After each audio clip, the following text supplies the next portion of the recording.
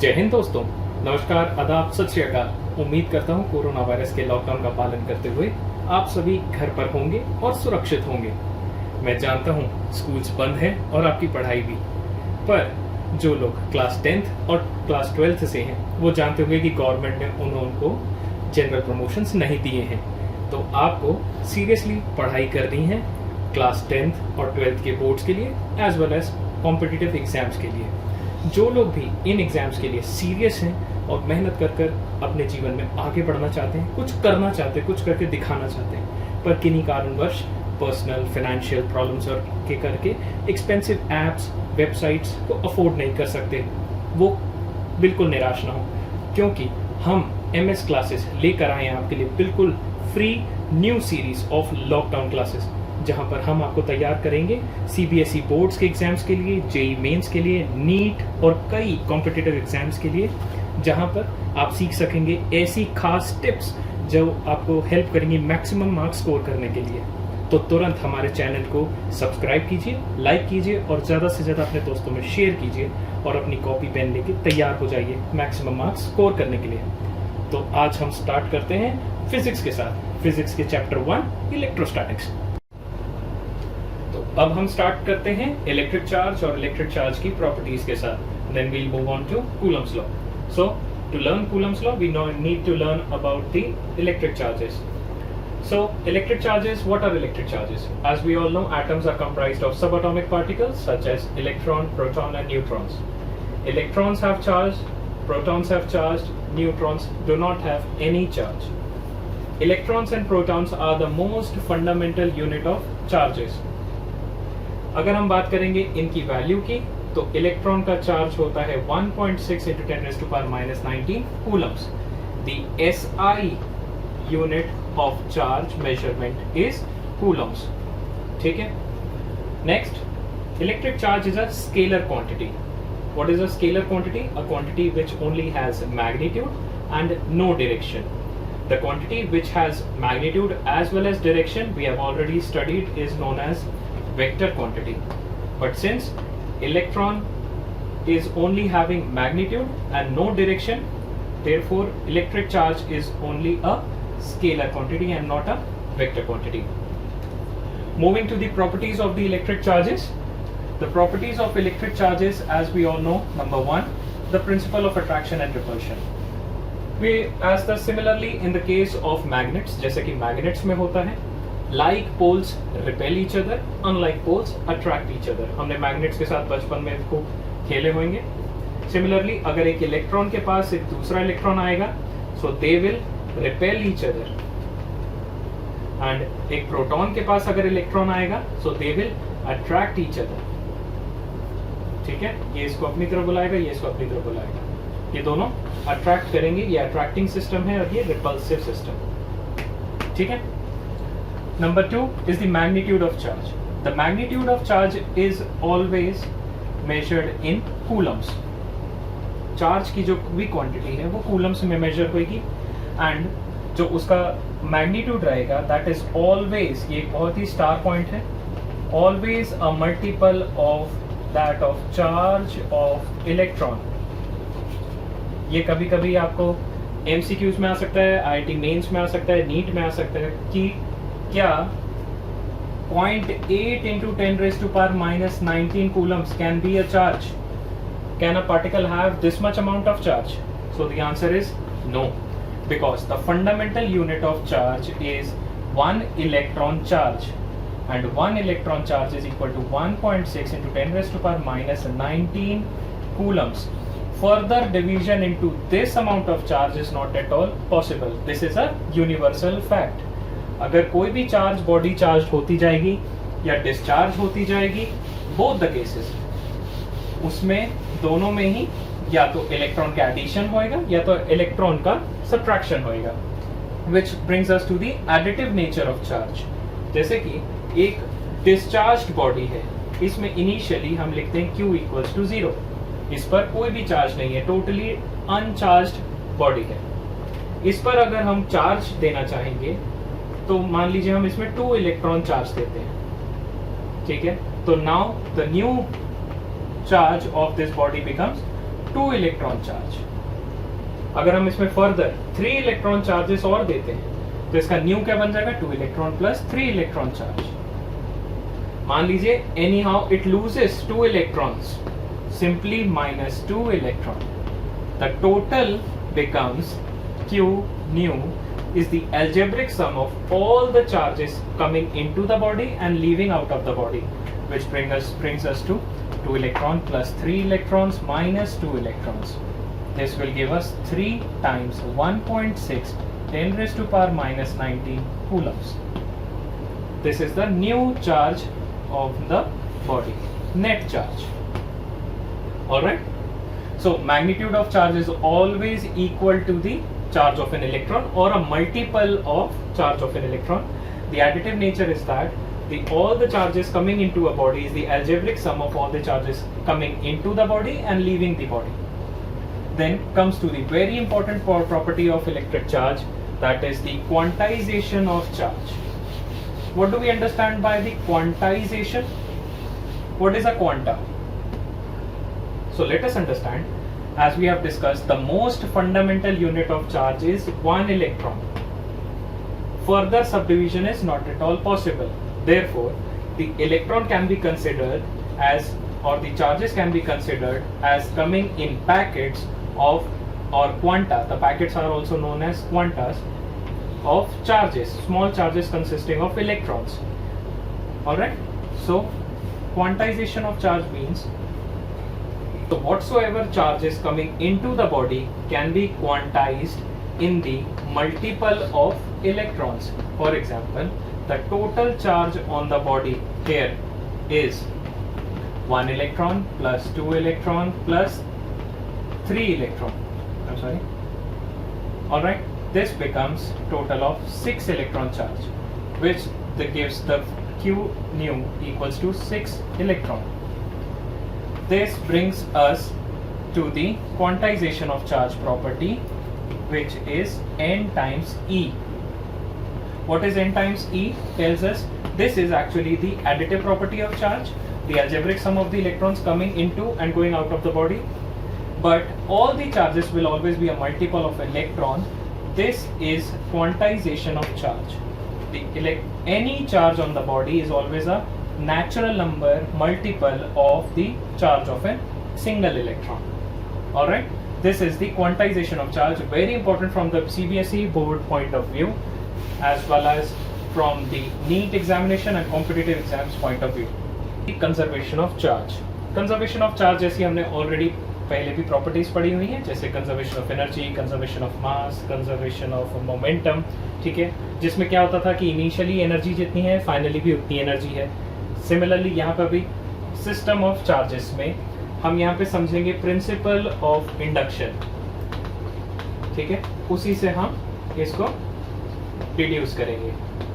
So principle of induction क्या होता है? अगर मान लीजिए एक बॉडी है जिसके पास पॉजिटिव चार्ज है, ठीक है,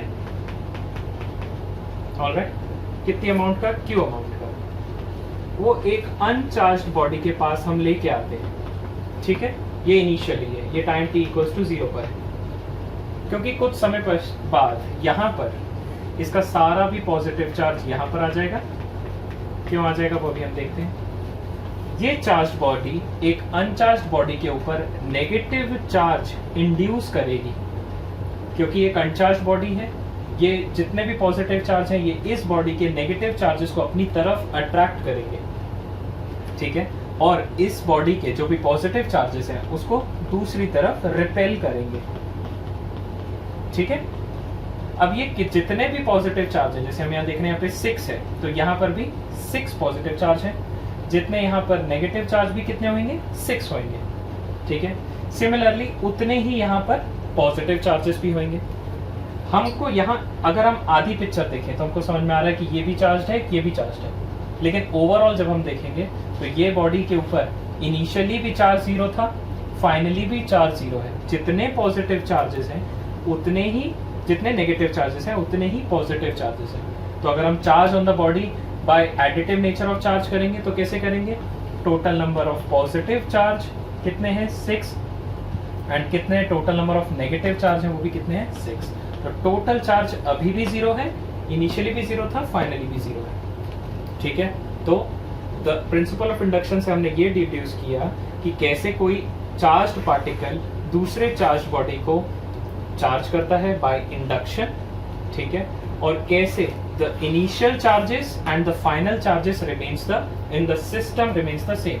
जैसे हम Q इनिशियल लिखें, Q फाइनल लिखें, तो फर्स्ट बॉडी में Q1 में कितना है, Q1 में मान लीजिए 6 है, ठीक है, और 0 है। ठीक है, सेकेंड बॉडी में Q फाइनल फर्स्ट बॉडी में कितना है 6, और सेकेंड बॉडी में कितना है -6 + 6, तो अभी भी 6 है, पहले भी 6 था। LHS equals to RHS. This shows the conservation of charge principle holds good in every system. In every isolated system, the total amount of charge initially and finally is always the same. ठीक है? Next comes to the property of electric charge is an absolute property of the particle. Absolute यहाँ पर catch word कौन सा है? सबसे important word है यहाँ पर the word absolute. What do you mean by absolute? जैसे कि हमने क्लास 11th में विद रेफरेंस में हमेशा बार बार क्लास 11th का रेफरेंस ले रहा हूँ ताकि हमें बात चीज़ें जल्दी समझ में आए। जैसे हम वेलोसिटी की बात कर रहे थे, तो वेलोसिटी में क्या होता था, एक फ्रेम ऑफ रेफरेंस होता था। मान लीजिए ये फ्रेम ऑफ रेफरेंस है अर्थ, ठीक है। अर्थ के रिस्पेक्ट में अगर कोई व्यक्ति अर्थ पर खड़ा है, तो अर्थ के रिस्पेक्ट में अर्थ पर कोई दूसरा ऑब्जर्वर जो भी खड़ा है, उसको ये व्यक्ति एट रेस्ट दिखेगा। ठीक है, अगर ये एट रेस्ट है तो अर्थ के रिस्पेक्ट में कोई और व्यक्ति खड़ा है तो उसको एट रेस्ट दिखेगा। लेकिन सिमिलरली अगर दूसरा कोई व्यक्ति मून पर है, अब की बार ऑब्जर्वर ये है, तो उसको ये व्यक्ति एट रेस्ट नहीं दिखेगा उसके रिस्पेक्ट, क्योंकि मून अर्थ के रिस्पेक्ट में मूविंग है, इसीलिए उसको ये बंदा भी अर्थ के साथ मूविंग नजर आएगा और ये बोलेगा कि ये व्यक्ति एट रेस्ट नहीं है, ये इसकी कुछ वेलोसिटी है। इससे हमें ये समझ में आया कि velocity depends on the frame of reference in which the observer exist. जहां पर भी ऑब्जर्वर होएगा, ऑब्जर्वर की जो भी लोकेशन होगी with respect to the person, ठीक है, उसके रिस्पेक्ट में ही हम उसकी वेलोसिटी बताएंगे। Therefore velocity is not an absolute quantity, but in case of charge, अगर हम चार्ज की बात करें, ठीक है, अगर हम बोलें कि अर्थ के रिस्पेक्ट में इसके पास 2 इलेक्ट्रॉन चार्ज है, ठीक है, तो अर्थ पे बैठा हुआ ऑब्जर्वर भी बोलेगा कि इसके पास 2 इलेक्ट्रॉन है, मून पे बैठा हुआ ऑब्जर्वर भी बोलेगा कि इसके पास 2 इलेक्ट्रॉन चार्ज है। ऐसे ही मार्स पे बैठा अगर कोई है, ठीक है, जबकि हम चाह रहे हैं कि ऐसा हो कि मार्स पे लोग मिल जाए हमें, बट सून लेट्स सी, तो मार्स पे बैठा हुआ भी कोई व्यक्ति बोलेगा कि इसके पास 2 इलेक्ट्रॉन ही चार्ज है। ठीक है, so the amount of charge that a body possess is irrelevant or independent of the frame of reference, that it's the absolute property of the particle, whereas velocity is not an absolute property of the particle. Okay, next moving on to the Coulomb's law. Coulomb's law आप पहले note कीजिएगा, and I would like to mention कि आप सारी चीज़ों के notes बनाते चलिए, हर चीज़ को मार्क करते चलिए। जितनी भी इंपॉर्टेंट बातें मैं बताते जा रहा हूँ, अगर मैं कोई टिप बता रहा हूँ तो आप उसको अलग पेन से नोट डाउन कीजिए, मार्क कीजिए, ताकि CBSE बोर्ड्स के एग्जाम्स के दौरान या कॉम्पिटिटिव एग्जाम्स में फेस करते दौरान आपको वो हेल्प आउट करे, अलग से नजर आए। ठीक है, टाइम ना लगे उसको देखने के समय पे। ऑलराइट, तो सबसे पहले कूलम्स लॉ का स्टेटमेंट हम नोट करेंगे, देन उसके बाद we'll understand what it is and how it is. So Coulomb's law states that 2 point charges attract or repel each other with a force which is directly proportional to the product of the magnitude of the charges and inversely proportional to the square of the distance between them. अब अपन समझते हैं कि है क्या। ये सबसे पहले बता रहा है कि 2 point चार्जेस हैं, Q1 Q2, ठीक है, 2 चार्जेस हैं और सेपरेटेड बाय डिस्टेंस r है। इन दोनों के बीच में जो भी फोर्स ऑपरेट होगा, भले ही वो अट्रैक्टिव हो, इन द केस ऑफ ये ऑपोजिटली चार्ज है, एक प्लस एक माइनस है, तो फोर्स अट्रैक्टिव होएगा because unlike charges attract each other, या रिपल्सिव होगा because like charges repel each other. तो जो भी फोर्स होएगा वो डायरेक्टली प्रोपोर्शनल होगा उनके प्रोडक्ट के इक्वल, ठीक है, जो भी उनका प्रोडक्ट होगा उसके प्रोपोर्शनल होगा। देन इनवर्सली प्रोपोर्शनल होएगा उसके square of the distance between them. इसको हम और भी क्या बोलते हैं, इनवर्स स्क्वायर लॉ। ये बहुत इंपॉर्टेंट बात है, ये आपको और भी दूसरी जगहों पे मिलेगा, मैं भी आपको एग्जांपल के साथ बताऊंगा। ये आप नोट कर लीजिए, inverse square law. F inversely proportional to R square या F proportional to 1/r square को इनवर्स स्क्वायर लॉ बोलते हैं। जब combining equation 1 and 2 will get force equals to Q1 Q2 upon r square multiplied by a proportionality constant k. This k is equal to 1/4 pi epsilon naught. ये epsilon not क्या है? ये epsilon not है absolute permittivity of vacuum.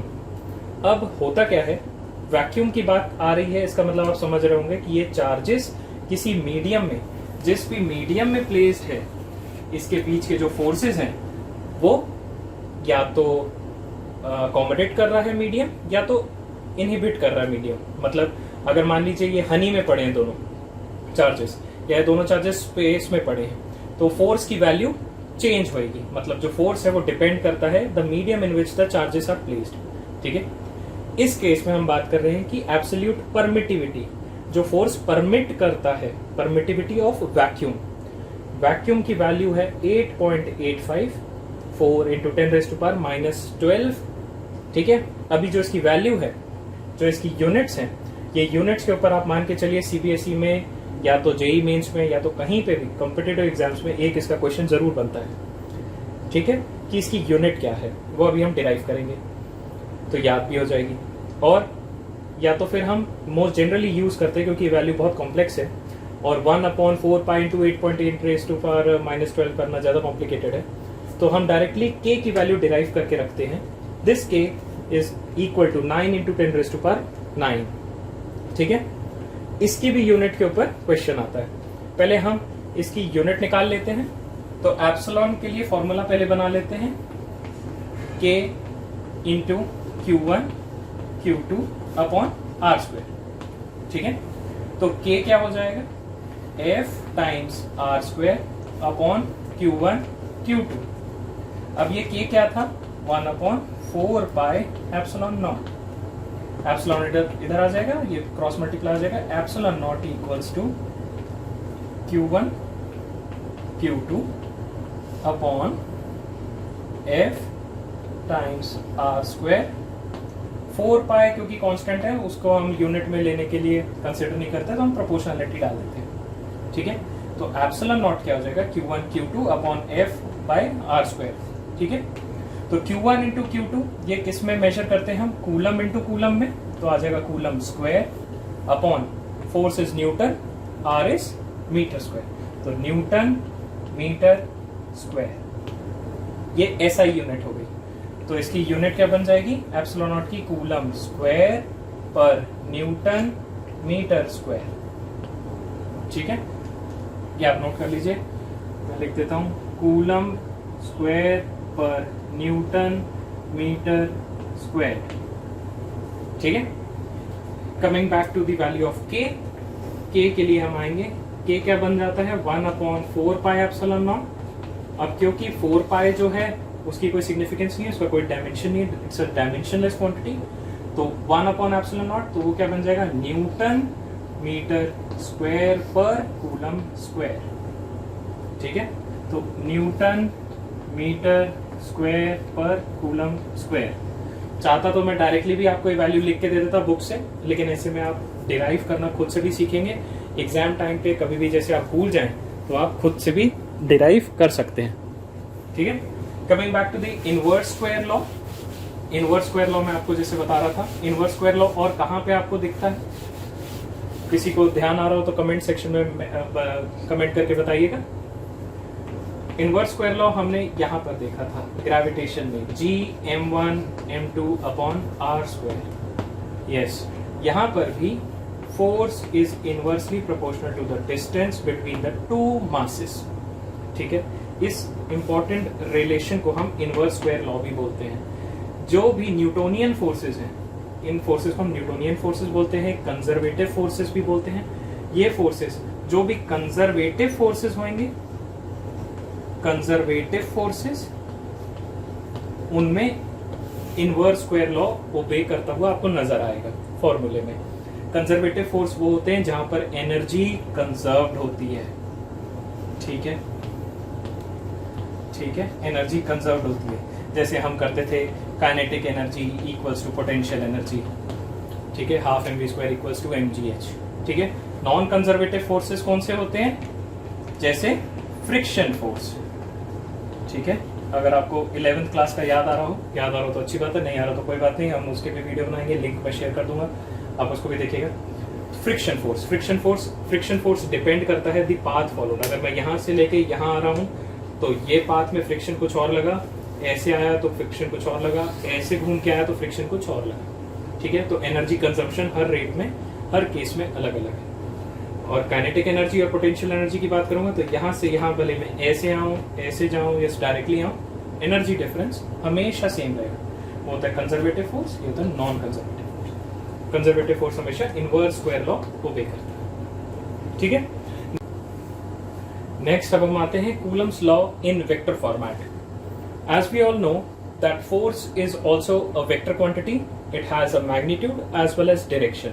So magnitude हमने जो last format पढ़ा था, हम उससे मैग्नीट्यूड कैलकुलेट कर सकते हैं, लेकिन हम उससे डायरेक्शन पर नहीं कहीं कंक्लूड कर पा रहे थे। So we need a vector format.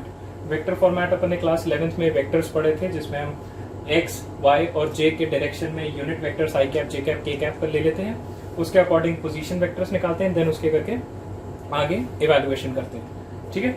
यहाँ पर F12 equals to k q1 q2 upon R12 q times R12 vector, ठीक है। ये जो एनोटेशंस लिखे हैं मैंने सबस्क्रिप्ट में, इनको रीड कैसे करना है ये अभी हम बात करेंगे, आप नोट करते जाइएगा। F12 will be read as force on 1 due to 2, force on particle 1 due to particle 2, ठीक है। This would be equal to k times क्या था? k था 1/4πε0 q1 times q2 upon r12 का cube. q1 and q2 are the magnitudes of the values of the charges, ठीक है। Sign हम लेंगे नहीं लेंगे वो जब हम आगे न्यूमेरिकल सॉल्व करेंगे तब हम देखेंगे, ठीक है। r12 क्या कहलाएगा? r12 is the vector from r1 to r2। ये r1 r2 क्या है? r1 is the position vector of charge q1। Position vector क्या होते हैं? जैसे मान लीजिए ये कोऑर्डिनेट है कोई 2, 3, 5, तो इसका पोजीशन वेक्टर बन जाएगा 2i cap plus 3j cap plus 5k cap. This will become the position vector of charge q1। This is r1। Next position vector of q2, इसके भी मान लीजिए कोई कोऑर्डिनेट्स 2, 3, 8 और 2, 8, तो ये बन जाएगा 2i cap plus 8j cap plus 8k cap, ठीक है। ये इसके पोजीशन वेक्टर्स आ जाएंगे। अब what we need is the distance between these two charges. ये डिस्टेंस के लिए अपन क्या निकालेंगे? r12 2। ये r12 कैसे निकालेंगे? ये इनिशियल है 1, फाइनल है 2। इनिशियल और फाइनल, तो इसको निकालते कैसे? Final minus initial. कभी भी हम डिस्टेंस निकालते तो कैसे करते? फाइनल का डिस्टेंस माइनस इनिशियल का डिस्टेंस, तो final minus initial, r2 minus r1। ये r1 है, ये r2 है। r12 क्या हो जाएगा? r2 minus r1। This would be equal to, coefficients को सबट्रैक्ट करते जाएंगे with i cap, j cap and k cap. Corresponding i cap वालों को subtract, corresponding j cap and k cap वालों को सबट्रैक्ट कर देंगे, ठीक है। इसी का मैग्नीट्यूड ऑफ वेक्टर, ये सब मैथमेटिक्स चल रही है, फिजिक्स आपकी यहीं तक समाप्त हो गई, ये सिर्फ मैथ्स चल रही है, ठीक। तो ये फिजिक्स की क्लास भी है एक प्रकार से एज यू। तो r12 वेक्टर का मैग्नीट्यूड क्या आएगा? Root over a2 minus a1 square, b2 minus b1 square plus c2 minus c1 square, ठीक है। ये कहलाता है unit vector. What is a unit vector? Unit vector is a vector in the direction of r12 with a magnitude of 1, ठीक है। ये सिर्फ direction बताता है, इसका मैग्नीट्यूड 1 होता है, ठीक है। हम जो कूलम्स लॉ है वेक्टर फॉर्मेट में या तो टोटल वेक्टर के फॉर्मेट में ले सकते हैं या उसके यूनिट वेक्टर के अकॉर्डिंग भी ले सकते हैं, ठीक है। तो आप ये वेक्टर के अकॉर्डिंग लिख लीजिए और यूनिट वेक्टर के अकॉर्डिंग भी लिख लीजिए। ये वाला फॉर्मूले से ही ये वाला डिराइव हुआ है। कैसे हुआ है? अगर r12 वेक्टर के नीचे ये क्यूब है, इसको मैं स्क्वायर करके एक मैग्नीट्यूड अलग कर दूं तो ये वाला पोर्शन क्या बन जाएगा? Unit vector. तो ये यूनिट वेक्टर लिख देंगे और यहाँ पे स्क्वायर आ जाएगा। ठीक है, जब हम इसके क्वेश्चंस न्यूमेरिकल सॉल्व करेंगे तो ये चीजें और ज्यादा श्योर होंगी।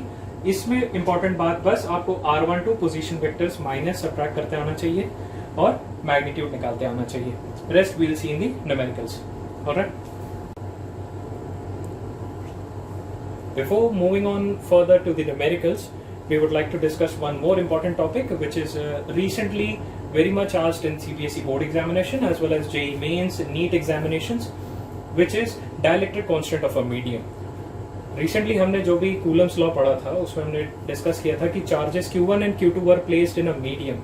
हमने फॉर्मूले में भी 1/4 pi epsilon naught लिखा था, जो कि ये फॉर्मूले से हम देख सकते हैं 1/4 pi epsilon naught लिखा था, considering both the charges were placed in vacuum। What if the charges are placed in some other medium? ठीक है, उसके लिए we need to use, instead of epsilon naught, we need to use epsilon m, which is absolute permittivity of that medium। Alright, तो इसको हम use कैसे करेंगे? For any, in case of vacuum जब हम लिखते हैं तो 1/4 pi epsilon naught Q1 Q2 upon R square। फॉर्मूले में जो वेरिएशन आएगी वो आएगी 1/4 pi epsilon naught की जगह पे एप्सिलॉन m आ जाएगा, Q1 Q2 upon R square. Alright, इसमें और इसमें रिलेशनशिप क्या होगी? रिलेशनशिप ऐसे होगी कि हम dielectric constant of a medium define करते हैं। Dielectric constant of a medium is relative permittivity of a medium with respect to vacuum, which is defined as epsilon r। This epsilon r is equals to epsilon m upon epsilon naught. The permittivity of medium upon permittivity of vacuum equals to K, dielectric constant। ये K और वो K जो 1/4 pi epsilon naught है, वो K आपस में confuse नहीं करने के लिए हम एप्सिलॉन R लिखेंगे हमेशा, हम कभी K नहीं लिखेंगे। टेक्स्ट में, बुक्स में वो K लिखता है, तो कहीं वो K आप 9 × 10⁹ से कंफ्यूज ना हो जाए, इसलिए हम इसको एप्सिलॉन R लेके ही चलेंगे थ्रू आउट। ऑलराइट, तो F फोर्स इन मीडियम को हम क्या लिख सकते हैं? एप्सिलॉन m को क्रॉस मल्टीप्लाई करेंगे epsilon r epsilon naught Q1 Q2 upon R square. Epsilon r को बाहर ले लिया 1/4 pi epsilon naught Q1 Q2 upon R square, which gives us Fm force in medium equals to 1/एप्सिलॉन r force in vacuum, which results this shows कि force in a medium is 1 dielectric constant times force in vacuum. हमें ये समझ में आता है कि कभी भी वैक्यूम जो है वो सबसे कम रेजिस्टेंस दिखाता है फोर्स के पास होने के लिए या किसी भी फिनोमेना के लिए। ठीक है, जीरो रेजिस्टेंस, कोई मीडियम ही नहीं है, कोई कुछ पार्टिकल्स ही नहीं है, कुछ भी नहीं। बट मीडियम, जैसे कोई मीडियम आता है तो उसमें पार्टिकल्स होते हैं, उनका अपना नेचर होता है, उसके अपने खुद के इंटर पार्टिकल फोर्सेस ऑपरेट करने लग जाते हैं, जिसके करके वो फोर्स की वैल्यू में कुछ चेंजेस आते हैं। हम हमेशा याद करने के लिए इसको ऐसे याद कर सकते हैं कि किसी भी मीडियम में वैक्यूम से तो कम ही फोर्स लग रहा होगा। वैक्यूम में सबसे ज्यादा फोर्स आ रहा है, मीडियम आने की वजह से फोर्स कम ही होएगा, ज्यादा तो होने नहीं वाला।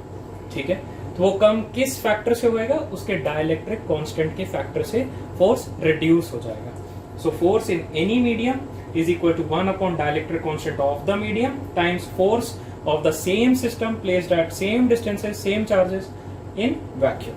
ठीक है, ये बहुत ही इंपॉर्टेंट रिलेशन है कि 1 मार्क क्वेश्चन में डायरेक्टली भी आपको आ सकता है। दिया होगा कि अगर वैक्यूम में फोर्स ऑपरेट कर रहा है, कोई एक फोर्स ऑपरेट कर रहा है 10 न्यूटन्स का, एक डाइलेक्ट्रिक मीडियम में डाल दिया है जिसका डाइलेक्ट्रिक कांस्टेंट 2 है, तो फोर्स इन दैट मीडियम कितना हो जाएगा? 10/2 सिंपली 5 न्यूटन्स। ठीक है, कोई भी ज्यादा कहानी बिछाने की जरूरत नहीं, इसी रिलेशनशिप से आपको डायरेक्टली आंसर मिल सकता है। ठीक है, now we proceed to the numericals round.